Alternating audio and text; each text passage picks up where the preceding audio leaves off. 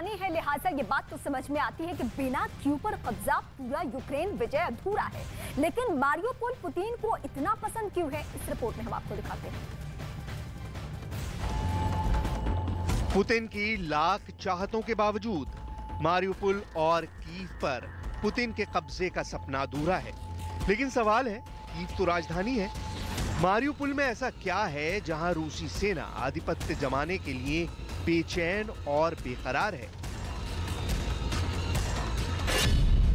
राजधानी कीव से मारियोपोल की दूरी करीब 781 किलोमीटर है, लेकिन हालात दोनों के एक जैसे हैं। मतलब दोनों शहर रूसी फौजों को अपने ऊपर काबिज होने से रोकने में अब तक सक्षम है। लेकिन फिलहाल उस सवाल का जवाब तलाशते हैं जिसके पीछे मारियोपोल पर कब्जे की पुतिन की प्लानिंग है।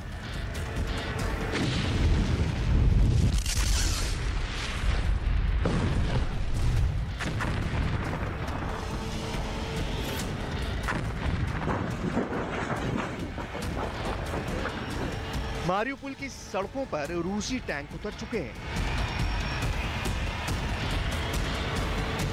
रूस लगातार हमले किए जा रहा है।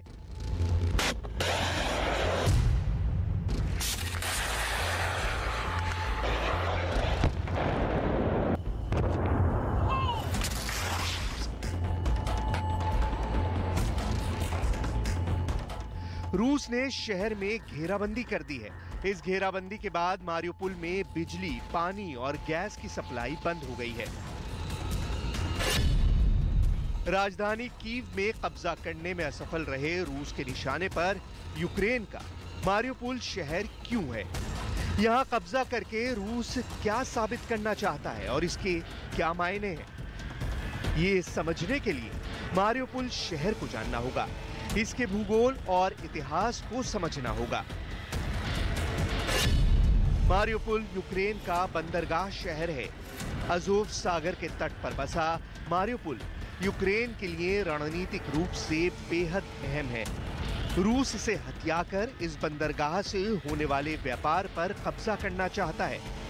ऐसा करके रूस आर्थिक तौर पर यूक्रेन की कमर तोड़ना चाहता है। इतना ही नहीं, पुतिन मारियोपोल पर कब्जा करके एक तीर से कई निशाने साधने की कोशिश में है। पूर्वी हिस्से का डोनेस्क और लुहांस्क पहले ही रूस समर्थित अलगाववादियों के नियंत्रण में है। अगर रूस मारियोपोल पर कब्जा कर लेता है तो वो इन दोनों क्षेत्रों और खुद के नियंत्रण वाले क्राइमिया के बीच सड़क मार्ग स्थापित कर पाएगा। रूस ने 2014 में क्राइमिया पर कब्जा कर लिया था।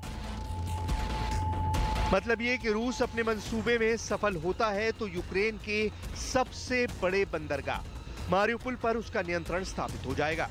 और सबसे बड़ी बात ये कि रूस का ये सपना आज का नहीं है, वो 2014 से यही चाहता है, जिसे वो अब अंजाम दे रहा है।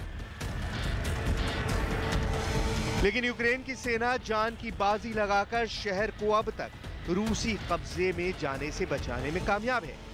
मारियोपोल में विध्वंस बढ़ता जा रहा है। अब तक 40,000 लोग शहर छोड़ चुके हैं। रूस ने किस हद तक मारियोपोल में घेराबंदी की है, इसे यूक्रेन के राष्ट्रपति ज़ेलेंस्की के बयान से समझा जा सकता है। Но у российских пропагандистов сегодня довольно сложная задача, ведь впервые в истории президент иностранного государства выступал в Кнессете по видеозаписи и перед народом Израиля. Президент Украины, которого в Москве обвиняют в нацизме, выступал в Кнессете перед народом Израиля. Уже один этот факт подтверждает, насколько в Москве